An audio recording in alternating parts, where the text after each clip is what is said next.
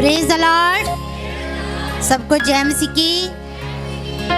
मैं आशा करती हूँ कि आप सब बहुत खुश हैं और प्रभु के पवित्र अनुग्रह के द्वारा हम सब इस जगह पर इकट्ठे हुए हैं। यदि परमेश्वर का अनुग्रह ही ना होता तो हम इकट्ठे नहीं हो सकते थे। ये प्रभु की बहुत बड़ी दया है, उसके अनुग्रह के द्वारा ही हम सब एक जगह पर इकट्ठे हुए हैं। ऐसे इकट्ठे हुए हैं जैसे पेंतीकोस्त के दिन जब उन लोगों के ऊपर पवित्र आत्मा उतरा था, वो भी सब एक मन एक चित्त होके एक ही जगह पर एक ही स्थान के ऊपर इकट्ठे हुए थे। आमीन। Praise the Lord, praise the Lord. हमने पिछले हफ्ते अपोस्टल जी ने बताया, देने के बारे में शिक्षा दी, बहुत अच्छा लगा। हम सबको सीखने के लिए बहुत कुछ मिला और आज भी हम देने के बारे में ही सीखेंगे। जो बलिदान है, बलिदान परिणाम लेकर आता है। आमीन। जैसे हम देखते हैं संसार के अंदर बलिदान कोई चीज देनी, ये भी देना ही है। जब हम किसी को अपनी कोई चीज देते हैं वो भी देना ही है। हम उसी बलिदान के बारे में आज सीखेंगे। संसार के अंदर हम देखते हैं बहुत से लोग बलिदान देते हैं। कोई मुर्गे का बलिदान करता है, कोई बकरे का बलिदान करता है, या कोई किसी तरीके से अलग अलग ढंग के साथ लोग बलिदान देते हैं। कुछ लोग अपने समय का बलिदान देते हैं, कुछ लोग अपनी चीज़ों का, अपनी वस्तुओं का बलिदान दे देते हैं। पर संसार इन बलिदानों को नहीं समझता, संसार इन बलिदान को ग्रहण नहीं करता। आखिरकार लोग मनुष्य यही कहते हैं कि आपने हमारे लिए क्या किया। परंतु आज हम उस बलिदान के बारे में सोचेंगे जिसका परिणाम आशीष निकला। आमीन। आज हम उस बलिदान के बारे में सोचेंगे, सीखेंगे जिसका परिणाम आशीष निकला। आमीन। हम देखते हैं उत्पत्ति अध्याय 22 में, यहाँ पर अब्राहम जी के बारे में लिखा है। एक देश के अंदर बुजुर्ग अब्राहम जी और उनकी पत्नी सारा दोनों रहते थे और उनके पास कोई भी संतान नहीं थी और बहुत साल उनकी जिंदगी के बीत गए थे, पर उन्हें संतान का आनंद बिल्कुल भी प्राप्त नहीं हुआ। 100 साल बीतने के बाद परमेश्वर ने उन्हें पुत्र दिया और जिस टाइम पुत्र दिया उनके घर के अंदर बहुत सी खुशियाँ मंडराने लगी। सब लोग, माता पिता, वो जो उनका पुत्र था इसहाक, उसको गोद में खिलाने लगे। उनके घर के अंदर, उनके आंगन के अंदर बच्चे की आवाज़ें आने लगी। कोई कभी सारा उठा रही है, बच्चे को झूला जला रही है इस तरीके से, और कभी अब्राहम झुला रहा है। चारों तरफ खुशी का माहौल है और बच्चा धीरे धीरे बड़ा होना शुरू होता है। बच्चा लगातार कुछ धीरे धीरे बोलना शुरू करता है और माता पिता अब्राहम और सारा जी दोनों ही बच्चे की आवाज़ के ऊपर ध्यान देने लगे, बच्चे की केयर करने लगे। बच्चे के साथ उनकी अटैचमेंट दिनों दिन बढ़ती चली गई। जैसे जैसे बच्चा बढ़ता गया अटैचमेंट ज़्यादा होती गई और बच्चा धीरे धीरे चलना शुरू हुआ और बच्चा धीरे धीरे बड़ा होना शुरू हो गया। और हर समय जैसे अब्राहम जी अपने काम धंधे करके आते थे घर पे, तो बच्चा जल्दी से भाग के जाता था। जैसे आम हम देखते हैं बच्चों के बारे में, जैसे माता पिता अपनी ड्यूटी ख़त्म करके आते हैं तो बच्चे भाग के जाके अपने माता पिता को हक करते हैं, जप्पी डाल लेते हैं और माता पिता अपने बच्चों को चूमते हैं। इसी तरीके से अब्राहम जी भी करते होंगे। ये हम इमेजिन कर सकते हैं कि पेरेंट्स अपने बच्चे को कितना प्यार करते हैं। अब्राहम की अटैचमेंट, अब्राहम जी का प्यार इसहाक के साथ बढ़ने लगा और परमेश्वर ने सब कुछ देखा कि अब्राहम सारा दिन बच्चे में व्यस्त रहते हैं और अब्राहम जी से उन्होंने परखना चाहा कि क्या अब्राहम अभी भी मुझसे प्रेम करता है। अब्राहम, परमेश्वर ने आवाज़ दी स्वर्ग से, अब्राहम अब्राहम, जिस बेटे से जो तुम्हारा पुत्र है, जो तुम्हारा इकलौता पुत्र है, उसे मोरिया देश में लेके मेरे साथ मोरिया देश में लेके जा, और जो स्थान मैं तुझे दिखाऊंगा वहाँ उस अपने बेटे को होम बलि करके चढ़ा देना। अब्राहम एक मनुष्य था, एक सेवक होने के नाते वो एक पिता था। अब्राहम उनको बुढ़ापे में संतान का आनंद प्राप्त हुआ था, बहुत ज़्यादा अटैचमेंट थी अपने बेटे के साथ। और अब्राहम जी को एक मनुष्य होने के नाते, एक पिता होने के नाते, जिस टाइम परमेश्वर ने कहा था, मैं सोचती हूँ कि अब्राहम को उस टाइम ऐसे लगा होगा जैसे अब्राहम के ऊपर पहाड़ फट गया, पहाड़ गिर गया, बिजली गिर गई एकदम, क्योंकि उनकी संतान बहुत सालों के बाद, 100 साल के बाद, कितने साल के बाद, 100 साल के बाद आनंद और खुशी, एक संतान का आनंद उनके जीवन में आया। और वही परमेश्वर ने अब्राहम को कह दिया अपने बेटे को मेरे लिए होम बलि करके चढ़ा दे। अब्राहम जरूर टूट गए होंगे। अब्राहम जी मनुष्य थे, डर भी गए होंगे। हम सोचते हैं कोई हमें ऐसी बात कह दे तो हम भी डरेंगे, क्योंकि अब्राहम भी मनुष्य थे। अब्राहम परमेश्वर नहीं थे, अब्राहम मनुष्य ही थे।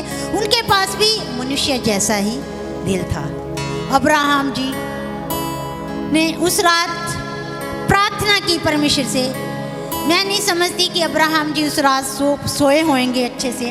अब्राहम जी परमेश्वर से यही प्रार्थना करते हैं, प्रभु मुझे हिजाब दीजिए, प्रभु मुझे दलेरी दीजिए कि जो आज्ञा आपने मुझे दी है कि मैं उसको पूरा कर दूं।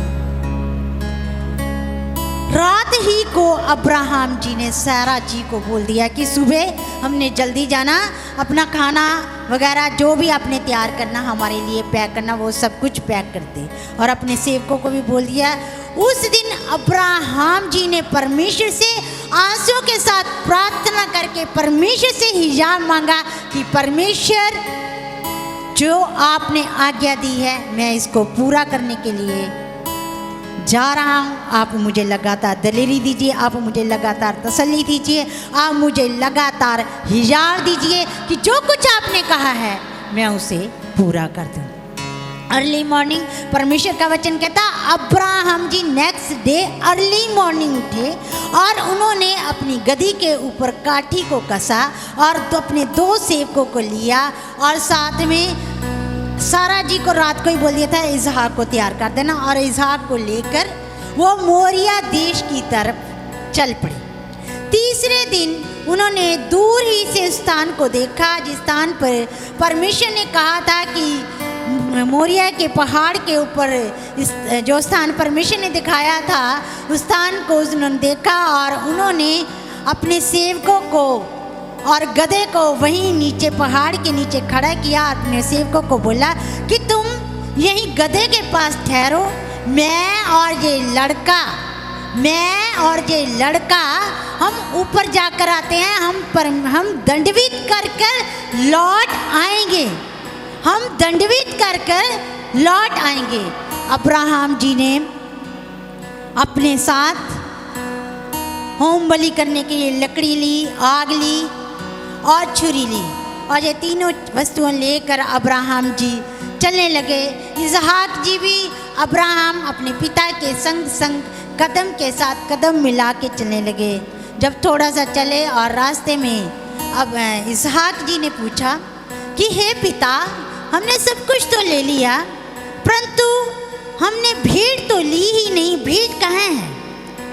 भेड़ जो चढ़ानी है हमने, होम बलि करनी है, वो तो हमने ली नहीं है। तो अब्राहम जी ने अपने बेटे को कहा कि पुत्र घबरा मत, डर मत, परमेश्वर आप उपाय करेगा। Praise the Lord. परमेश्वर आप उपाय करेगा।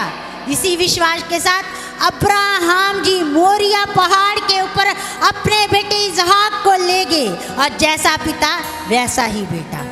और जाकर अब्राहम जी ने मोरिया के पहाड़ के ऊपर वेदी बनाई और लकड़ियों को इकसारता के साथ चुन दिया और उसके बाद इसहाक जी के दोनों हाथों को बांधा और लकड़ियों के ऊपर लेटा दिया।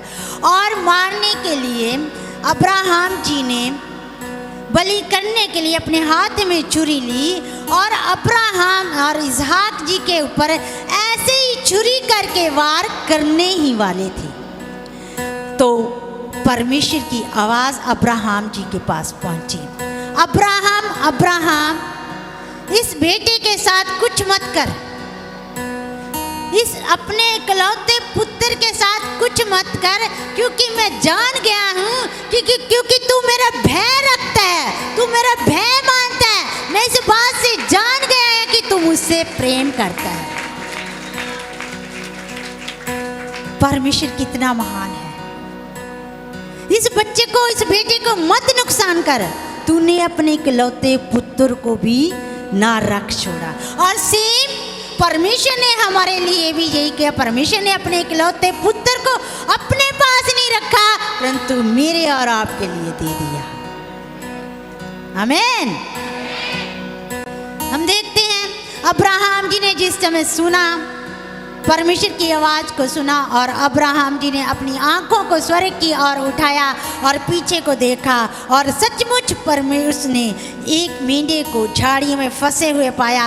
और जिस परमेश्वर की बात अब्राहम जी ने इसहाक जी से की थी कि परमेश्वर भेंट का इंतजाम उपाय आप करेगा, और वो मेंढा उनको झाड़ियों में फंसा मिला, और परमेश्वर ने उस भेंट का इंतजाम कर दिया, क्योंकि वो यहोवा यिर्हे परमेश्वर, वो उपाय करने वाला परमेश्वर है। जहाँ कुछ नहीं होता वहाँ परमेश्वर कुछ भी पैदा कर सकता है। वहाँ उससे पहले कुछ नहीं था, और परमेश्वर ने उस भेंट का इंतजाम किया। अब्राहम जी ने उस भेंट को रखा, और परमेश्वर ने उस भेंट को ग्रहण कर लिया। परमेश्वर जी इस बात से बहुत ज़्यादा खुश हुए अब्राहम जी के विश्वास को देख के, अब्राहम जी के इस बलिदान को देख के बहुत खुश हुए। और परमेश्वर ने कहा कि मैं निश्चय ही तुझे आशीष दूंगा। निश्चय मीन्स पक्का, 100, मैं कहती हूँ 100 नहीं, 101%। परमेश्वर ने कहा इस कारण क्योंकि तूने मेरी आज्ञा मानी, इस कारण क्योंकि मैं जान गया हूँ कि तू मेरा भय रखता है, तूने बलिदान दिया है अपने बेटे का, अपने बेटे को कुर्बान करने के लिए तैयार हो गया, और मैंने इस बलिदान को ग्रहण कर लिया। इस करके तेरे इस बलिदान के कारण जो काम तूने ये कर दिखाया है, जो काम तूने ये किया है, इस काम के कारण मैं निश्चय ही तुझे आशीष दूंगा। आमीन। और मैं निश्चय ही तेरे वंश को आकाश के तारोगणों की समान और समुद्र की बालू के किनकों के समान अनगिनत कर दूंगा। आमीन। मतलब बढ़ा दूंगा। 100 साल की उम्र में, 100 साल निकलने के बाद जवानी खत्म होगी, सब कुछ खत्म हो गया। ऐसा कुछ भी नहीं है कि अब्राहम जी और सारा जी अब बच्चा पैदा कर सके। वो ताकत खत्म होगी उन हालातों में जहाँ कुछ नहीं कर सकते थे। उस टाइम परमेश्वर ने अपनी सामर्थ के द्वारा कार्य किया, और परमेश्वर ने उसी वंश की बात की जो 100 साल के बाद एक पुत्र पैदा हुआ था। परमेश्वर ने कहा, ये दूसरी बार जब आवाज़ आई स्वर्ग से, परमेश्वर ने कहा मैं निश्चय ही तुझे आशीष दूंगा, और मैं निश्चय ही तेरे वंश को आकाश के तारागणों के समान और तेरे वंश को समुद्र की बालू के किनकों के समान अनगिनत कर दूंगा। बलिदान परिणाम देता है, बलिदान परिणाम देता है। आज हम इसी के बारे में सीखे। अब्राहम जी ने बलिदान दिया और उसका परिणाम आशीषें पर आशीषें मिल रही हैं। आगे स्वर्ग से आवाज आई, हम देखते हैं परमेश्वर ने कहा तेरा वंश अपने शत्रुओं के नगरों का अधिकारी होगा। आमीन। जो दुश्मन है उनसे तुझे कभी शर्मिंदा नहीं होना पड़ेगा, बल्कि तेरा जो वंश है उन दुश्मनों के ऊपर, उन शत्रुओं के नगरों का अधिकारी होगा, और सब तेरे अधीन रहेंगे। कोई तेरे सामने सिर उठाएगा नहीं, बल्कि सिर झुका के चलेंगे। परमेश्वर अपने लोगों के मस्तिष्क को ऊंचा करते हैं, परमेश्वर अपने लोगों को ओहदा देते हैं, परमेश्वर अपने लोगों को अधिकारी ठहराते हैं, और परमेश्वर ने इस वचन को भी अब्राहम जी के जीवन में पूरा कर दिया।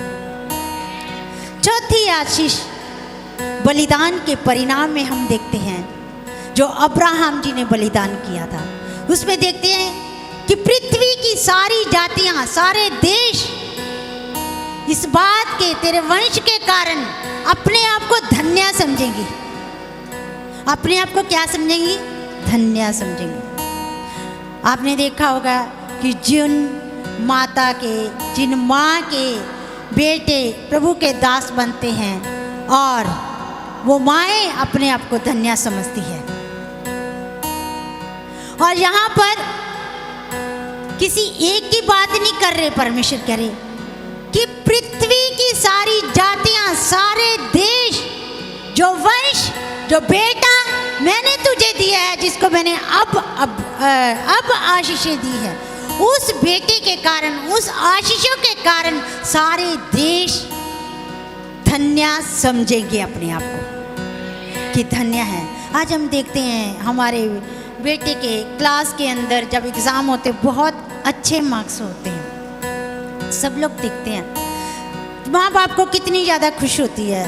तो जब बच्चा कुछ अच्छा अफसर बन जाता है, माँ बाप का सिर ऊंचा होता है और माँ बाप कहते हैं हम धन्य हुए हैं कि हमारा बेटा ऊंचे स्थान पे पहुंचा है। इसी तरीके से, सेम इसी तरीके से वो देश इसहाक जी के कारण धन्य ठहराएंगे, क्योंकि परमेश्वर ने उन आशीषों को स्वर्ग से उड़ेल दिया। आमीन। बलिदान, मैं फिर कहते हैं, बलिदान परिणाम को लेता है और बलिदान आशीषों को लेकर आता। आशीषों के ऊपर आशीषें आज हम भी ग्रहण कर सकते हैं। हम पतरस जी के जीवन में देखते हैं, अनपढ़ व्यक्ति, 0% जो जीरो था, अनपढ़ था, उनका काम क्या था? मछलियों का बिजनेस करते थे, मछलियाँ पकड़ना उनका काम था। सारा दिन रात पानी के अंदर जाल लगा के रखना, यही काम था। परंतु परमेश्वर ने उनको चुन लिया। परमेश्वर ने हम पतरस जी के बारे में देखते हैं। पतरस जी के जीवन में जब पतरस जी प्रभु यीशु मसीह के पीछे चलने लगे, अपने जाल को छोड़ के, परमेश्वर का वचन कहता है जो कोई मेरे पीछे आना चाहे अपना क्रूस उठाए, अपने आप का इनकार करे और मेरे पीछे हो ले। बलिदान, यदि हम चाहते हैं कि हम परमेश्वर के चेले बने, यदि हम चाहते हैं हम प्रभु यीशु मसीह के पीछे चले, तो हमें बलिदान देना है और वो बलिदान का परिणाम आशीषें हैं। बलिदान का परिणाम आत्मिक उन्नति है। बलिदान का परिणाम जो रिजल्ट है, चंगाई है, छुटकारा है, बचाव है। आशीषें ही आशीषें, हम गिन नहीं सकते। आमीन।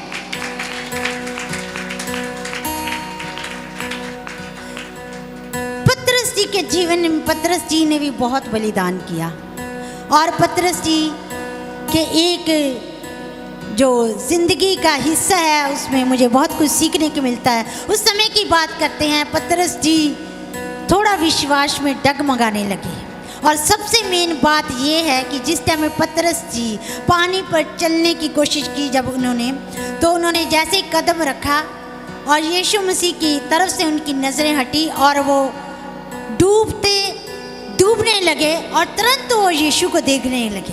तुरंत क्या करने लगे? यीशु को देखने लगे। यही और जैसे ही देखने के लिए और यीशु मसीह ने वैसे ही पतरस के हाथ को थाम लिया और पतरस को डूबने नहीं दिया। डूबते भी उन हालातों में जब सब कुछ खत्म होने पर था, जब पतरस जी का प्राण खत्म होने पर था, डूबते हुए से इतना सा हाथ निकाल कर यीशु की ओर बढ़ाया और यीशु ने अपने दाहिने हाथ से पतरस जी को थाम लिया। Praise the Lord. पतरस जी एक जगह कहते हैं मत्ती 19:24 में, मत्ती 19:29 में कहते हैं कि हे प्रभु, हम तो सब कुछ छोड़ छाड़ के तेरे पीछे हुए हैं, हमें क्या मिलेगा? प्रभु यीशु मसीह ने क्या जवाब दिया कि जिस किसी ने मेरे लिए, मेरे नाम के कारण अपने माता पिता, अपने भाई बहन, अपने बच्चों, अपने खेत को छोड़ा है, वो इस युग में 100 गुना प्राप्त करेंगे। आमीन। पतरस जी